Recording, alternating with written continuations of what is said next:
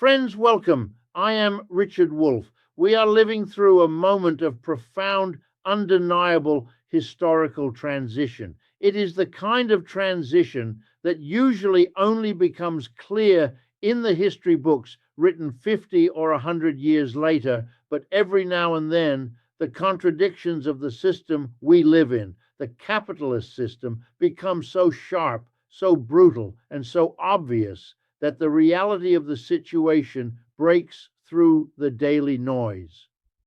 We saw such a moment recently in Davos, Switzerland. I want to talk to you today about what happened between the Prime Minister of Canada, Mark Carney, and the President of the United States, Donald Trump. But I do not want to talk about it the way the mainstream press talks about it. They want you to see this as a personality clash. They want you to see it as a drama between two men, one a polished technocrat representing the old liberal order, the other a blunt nationalist representing the new aggressive face of American decline. If you look at it that way, you miss the point. You miss the history. You miss the economics. What happened in Davos was not a spat. It was a symptom. It was a crack in the foundation of the American empire that has governed the global capitalist economy since 1945. When Mark Carney stood up and declared a rupture in the rules-based international order, he was admitting something that critics of capitalism and imperialism have known for a long time. The system is no longer working even for the people it was designed to serve. And when Donald Trump responded by telling a G7 leader that his country lives because of us, he was stripping away the polite mask of diplomacy to reveal the raw, coercive power that has always underpinned that system. To understand this, we have to step back. We have to look at how we got here. We have to look at the structure of the global economy that the United States built after World War II.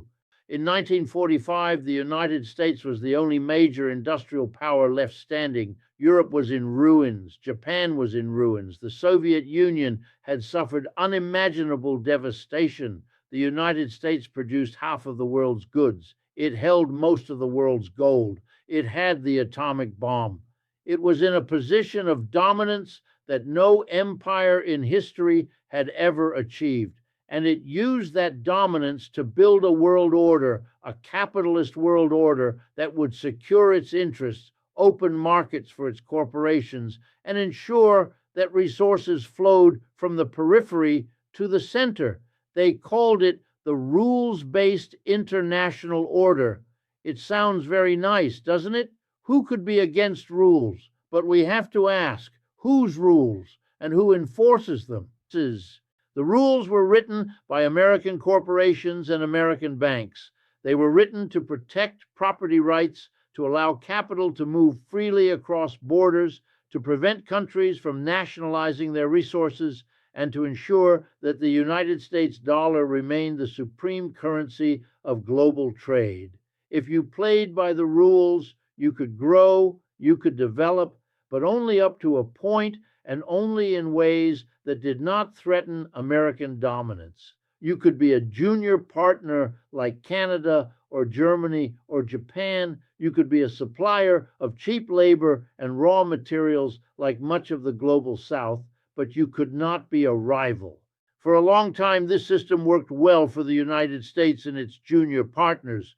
It generated immense wealth. It created a middle class in the West. It allowed for a period of stability, at least for the wealthy nations. Canada, in particular, thrived in this arrangement. It integrated its economy deeply with the United States. It sold its oil, its lumber, its minerals, and its cars to the giant American market. It relied on the American military umbrella for its defense. It accepted its status as a dependency because the dependency was profitable. But capitalism is not a static system. It is dynamic. It is prone to crisis. It is driven by contradictions that it cannot solve. One of the fundamental contradictions of capitalism is uneven development. The system does not grow everywhere at the same rate.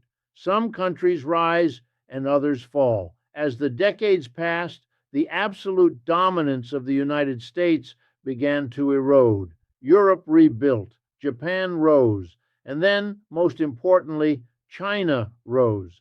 The center of gravity of the global economy began to shift away from the Atlantic and toward the Pacific. The United States could no longer command the world economy simply by snapping its fingers. At the same time, the internal contradictions of American capitalism were tearing the country apart. The profit rate began to fall in the 1970s. Corporations responded by crushing unions, by outsourcing jobs, by financializing the economy. They enriched themselves beyond the dreams of avarice, but they hollowed out the society that sustained them. Inequality skyrocketed, wages stagnated, the infrastructure crumbled. The political system became paralyzed by polarization and corruption. This is the context for what happened in Davos. This is the context for Mark Carney's speech. Carney is not a revolutionary. He is not a socialist. He is a man of the system. He was the governor of the Bank of England. He was the governor of the Bank of Canada. He is a central banker, a man who has spent his life managing the affairs of the capitalist class. When a man like that stands up and says the system has ruptured, you have to listen. He is telling you that the old tools no longer work. He is telling you that the United States is no longer a reliable guarantor of the global order. He sees the instability, he sees the protectionism, he sees the weaponization of the dollar, he sees that the United States is becoming unpredictable, aggressive, and dangerous. And he is trying to chart a course for the middle powers, countries like Canada, Australia, perhaps some in Europe, to survive in a world where the hegemon is dying. His line, if we're not at the table, we're on the menu, is very revealing. It is a recognition of the predatory nature of global politics. In the eyes of the great powers, you are either a participant in the exploitation or you are the one being exploited. There is no neutral ground. There is no benevolent cooperation. There is only power. And then we have Donald Trump. Trump is the perfect expression of the American empire in its decline. He is vulgar. He is transactional. He is obsessed with dominance. He does not care about the rules or the values or the polite fictions of the liberal order. He cares about power. He cares about extracting rent. He looks at the world not as a community of nations, but as a collection of vassals who owe tribute to Rome. When he told Carney, Canada lives because of the United States, he was saying the quiet part out loud. He was ripping the veil off the relationship. He was saying, you are not our partner. You are not our friend. You are our dependency. You exist because we allow you to exist. Your economy functions because we buy your goods. Your borders are safe because we protect them. And if you step out of line, if you try to make deals with China, if you try to act like an independent nation, we will crush you.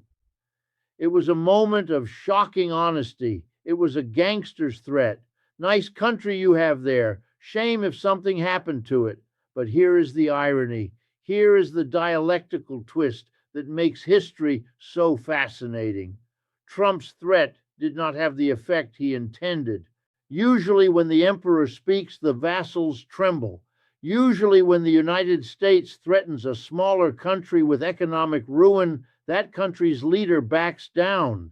They apologize. They make concessions. They fire the minister who offended Washington. But that is not what happened. Carney's approval ratings went up. The Canadian people rallied around him. Even his political enemies, people like Stephen Harper, who spent their careers integrating Canada into the American empire, had to stand with him Why?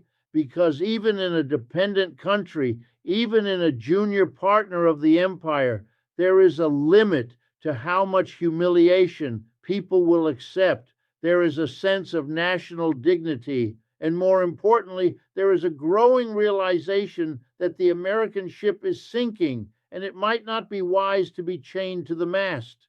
The Canadian people can see what is happening in the United States. They see the chaos, they see the violence, they see the dysfunction, they see a country that cannot manage a pandemic, cannot maintain its power grid, cannot provide health care to its citizens, cannot even conduct a peaceful transfer of power. And they are asking themselves, is this the basket in which we want to put all our eggs?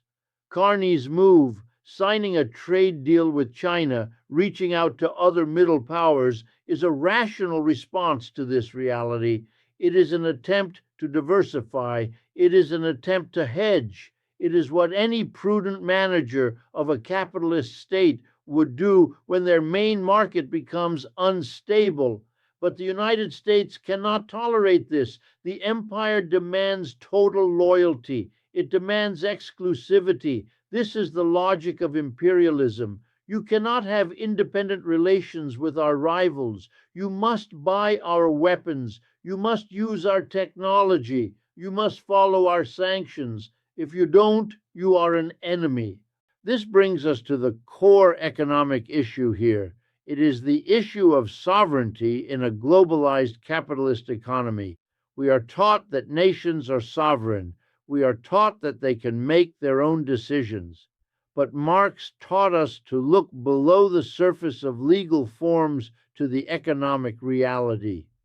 The economic reality is that for a country like Canada, sovereignty is a relative term. Canada's economy is structurally dependent on the United States. 75% of its exports go to the U.S. Its major industries are often branch plants of American corporations. Its financial system is deeply intertwined with Wall Street. This dependency is not an accident. It is the result of policy choices made over generations by the Canadian capitalist class who saw their own enrichment in servicing the American empire. For decades, this arrangement was profitable, but now the costs are rising. The United States is demanding more and offering less. It is demanding that Canada sacrifice its economic interests, for example, by cutting ties with China, which is a huge and growing market, in order to serve American geopolitical goals. It is demanding that Canada pay for the privilege of being a vassal. This is the meaning of the 100% tariffs threat. Tariffs are a weapon. They are a form of economic warfare. When Trump threatens tariffs on Canada, he is threatening to destroy entire industries. He is threatening to put thousands of workers out of a job. He is using the economic livelihood of the Canadian working class as a bargaining chip to force political compliance. It is brutal. It is ugly, but it is capitalism. Under capitalism, trade is not a mutually beneficial exchange between equals. It is a competition. It is a struggle for market share. It is a struggle for profit. And when the going gets tough, the powerful will use every tool at their disposal: tariffs, sanctions, embargoes, military threats, to protect their own position at the expense of everyone else. The rupture that Carney talks about is the breakdown of the mechanism that managed this competition peacefully. The World Trade Organization, the G7, the trade agreements. These were the institutions created to smooth over the conflicts between capitalist states. They were the shock absorbers, but the shocks are now too big. The contradictions are too deep. The institutions are failing. We are entering a period of inter-imperialist rivalry.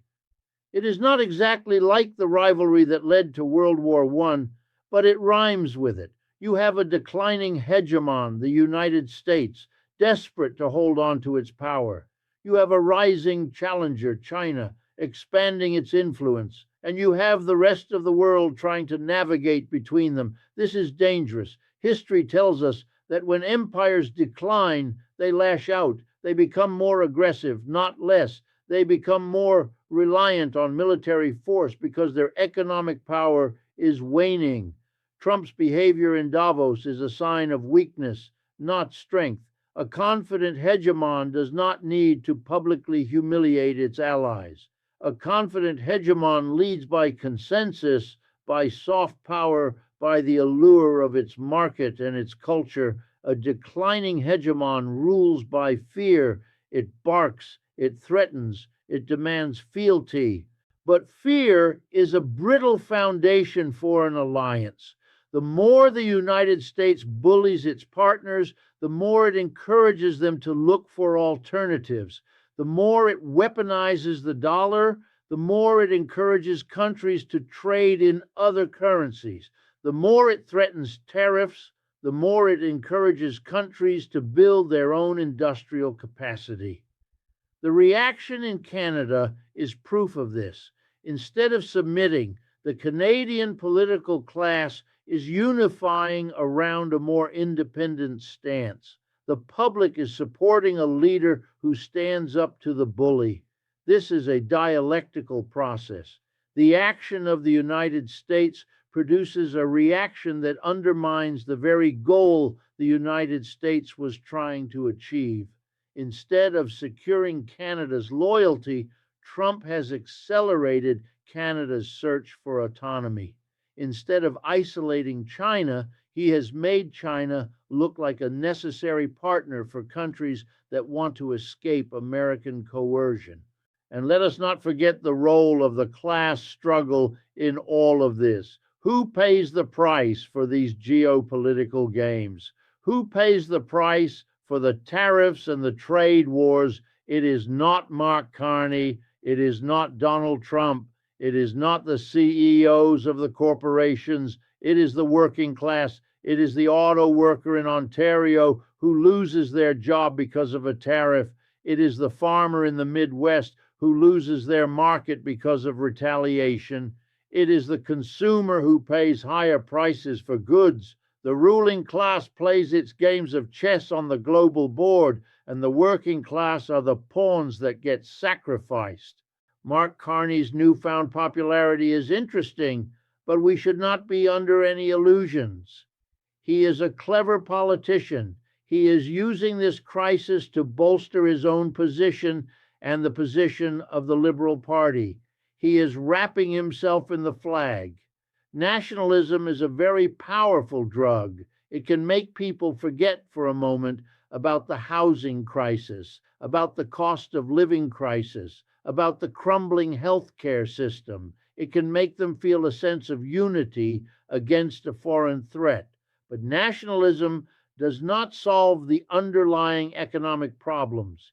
Even if Canada manages to diversify its trade, even if it builds closer ties with Europe or China, it is still operating within the capitalist world system.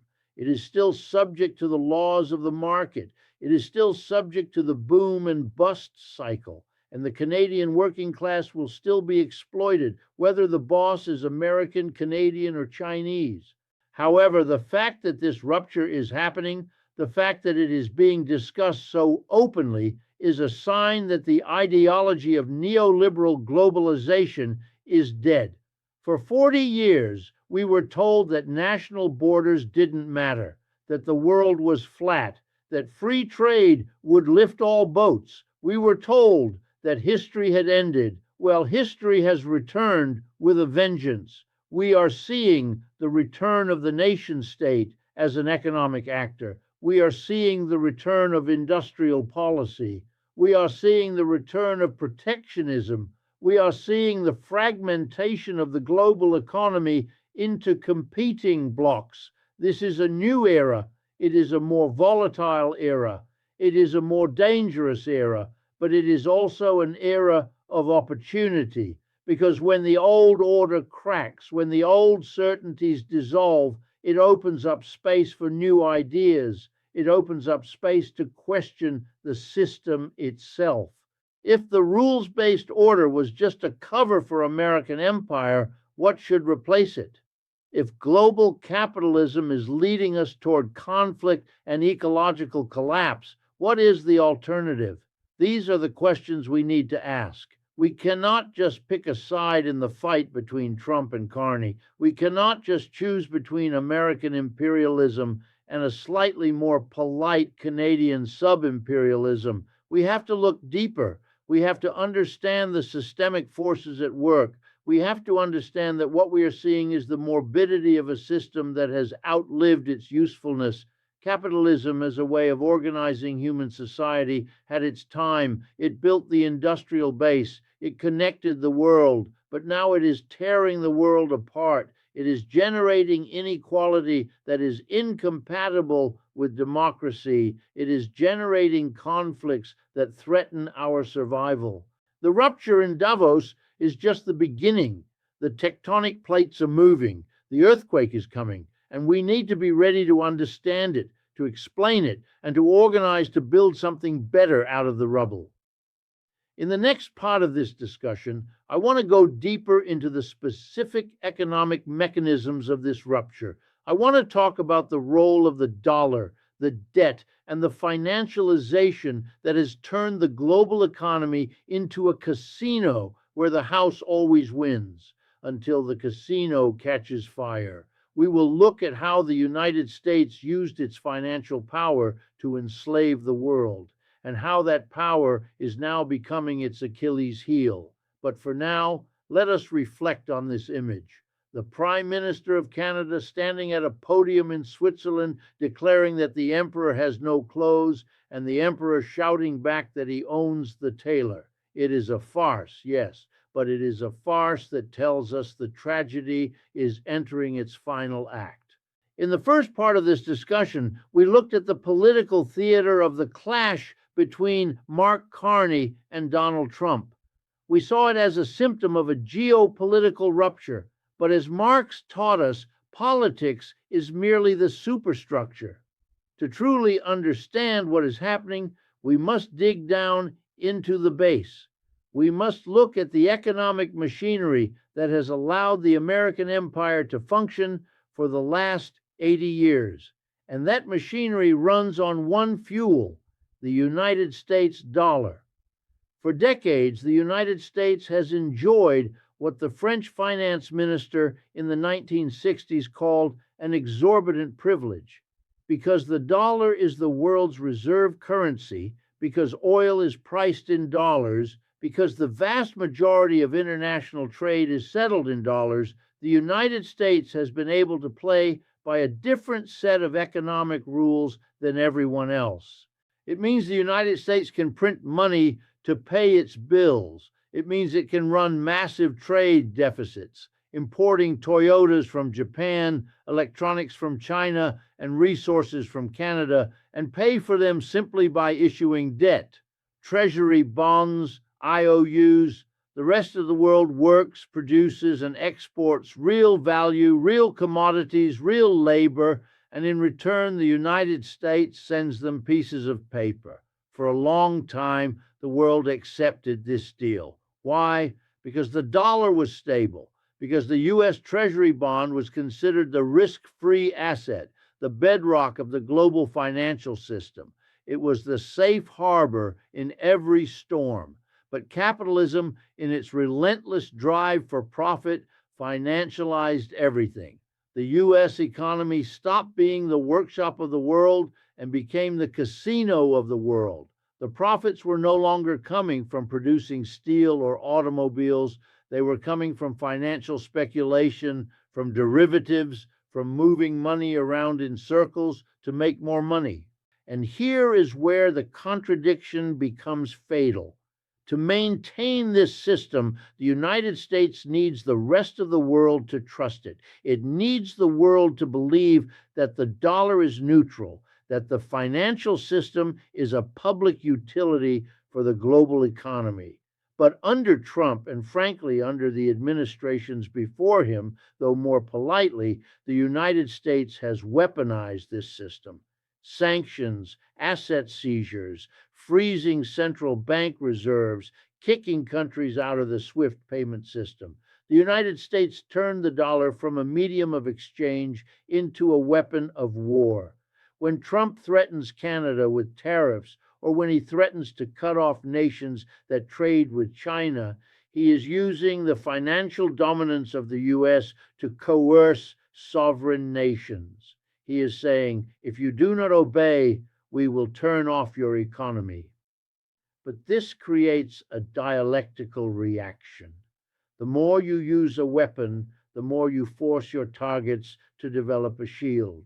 Mark Carney knows this. The central bankers in Davos know this. They see that by weaponizing the dollar, the United States is destroying the very trust that makes the dollar powerful. This is the Achilles heel. If China, Russia, India, Brazil, and even countries like Canada start trading in their own currencies, if they start building alternative payment systems to bypass SWIFT, the demand for dollars collapses. And if the demand for dollars collapses, the exorbitant privilege ends. Suddenly, the United States will have to pay for its imports with real exports. Suddenly, the massive U.S. debt, now over $36 trillion, becomes a crisis. The interest rates will skyrocket. The inflation will be uncontrollable. The standard of living in the United States, which has been artificially propped up